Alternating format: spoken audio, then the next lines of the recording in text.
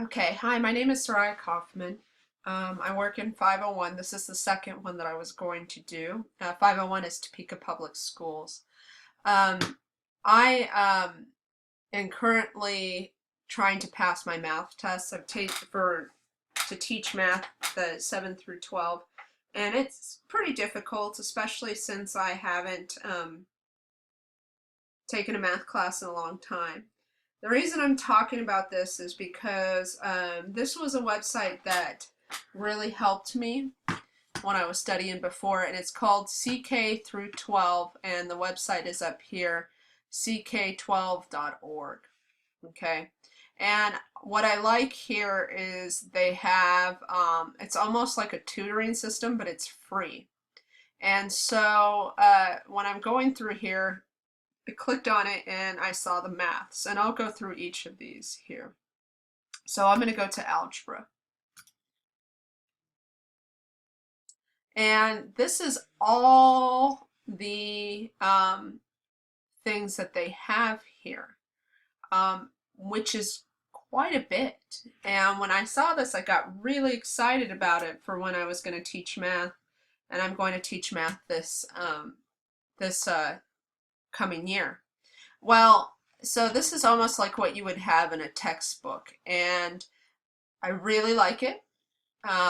And you have quite a bit. So these are your units, like linear inequalities. And in my previous one, I'm not going to try to get hung up on the actual mathematics. I'm going to try to just show the program.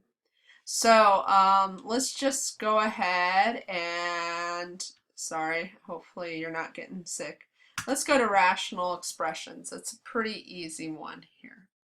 So if you notice here, you create your own content, and then there's practices, and then there's a video. So here's a video. Hopefully it's going to pull it up, and we're not going to watch all of it. So you have it here, and I'm going to kind of make a new one.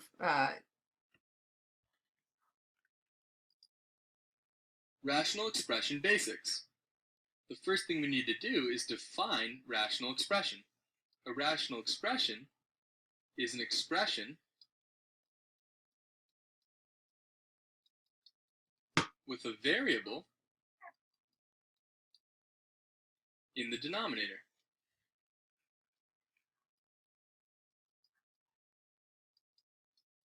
Of a fraction.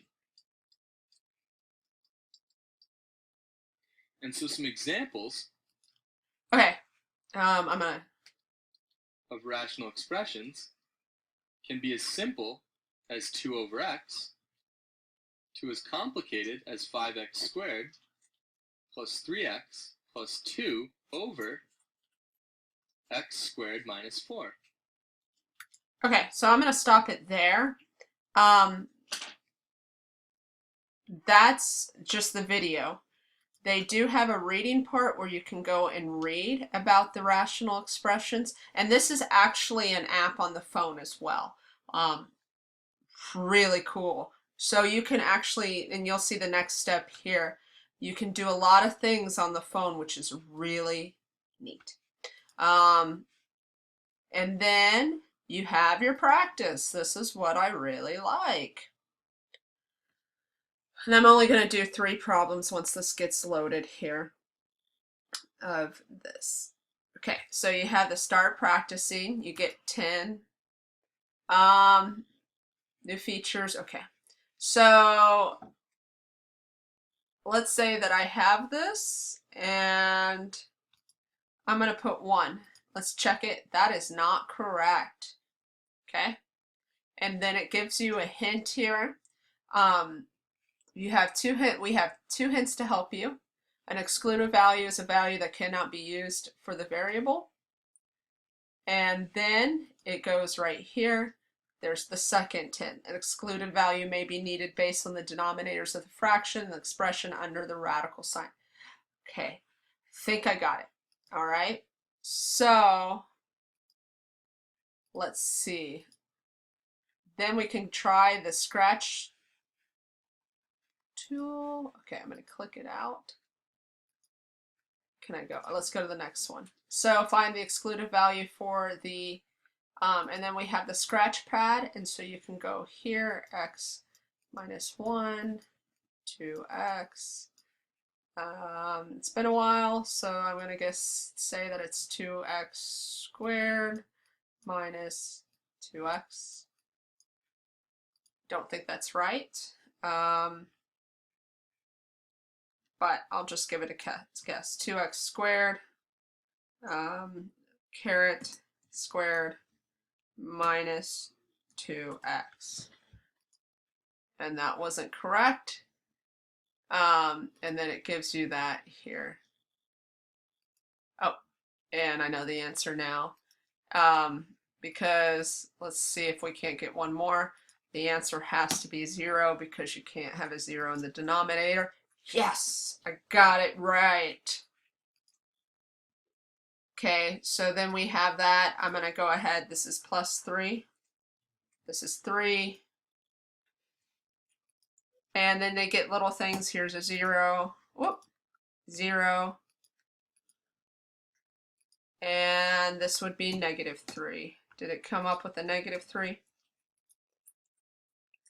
Now the reason I went ahead and did all those problems because you'll see coming up here, I'm gonna go ahead and sign in. So I've signed in. Again, I'm using my parents' computer.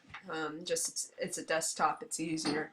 And it said, "Congratulations, Bruce. Your account has been created." That's my pa's name. Okay. So I'm continuing.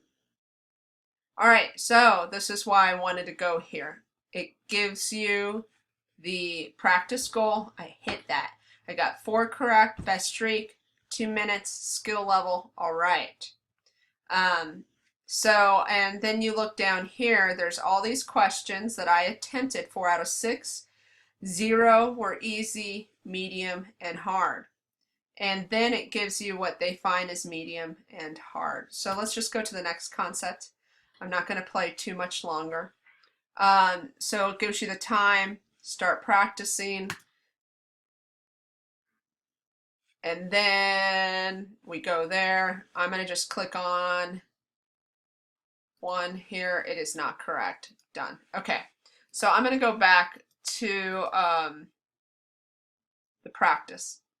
I wanted to start a new one just so that you guys can see it, and then here's the Common Core math standards. Now, talking about that, one of the things I really like about this program is that you can, I'm a teacher,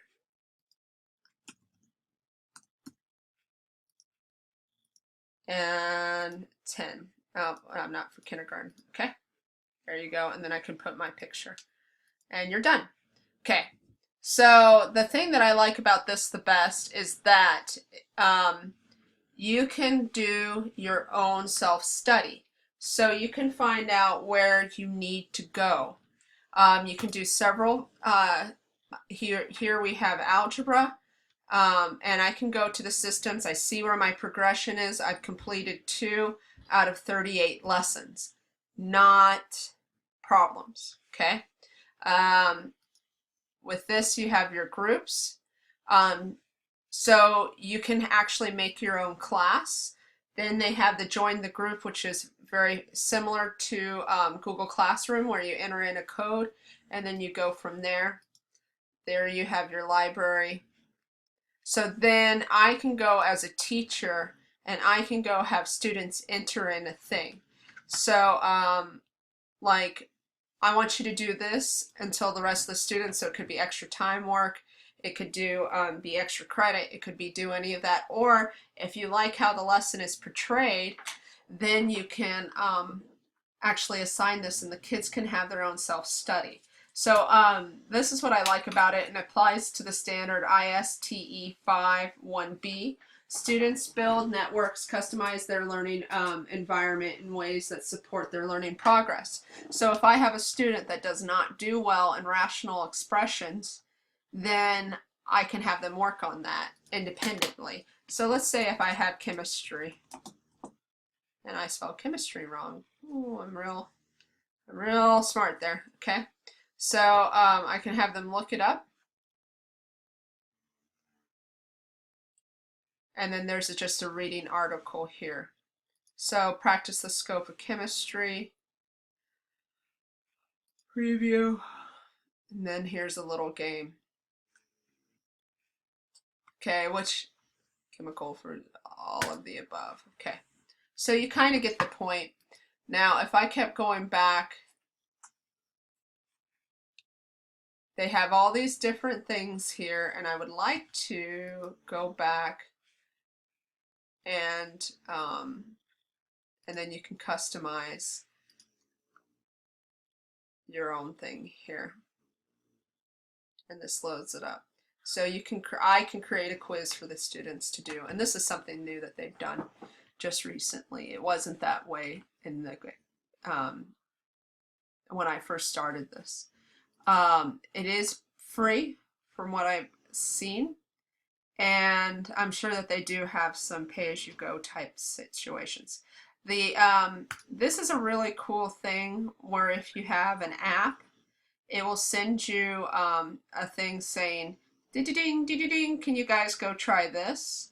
And it will send you one where, hey, let's practice this so we can get your brain skills going. So it may not have to do with what you're learning specifically, but if you notice that they have people competing and doing, you know, all that, then they probably get prizes. They get the gold medal and all of that. But it is for those kids that want to take the time.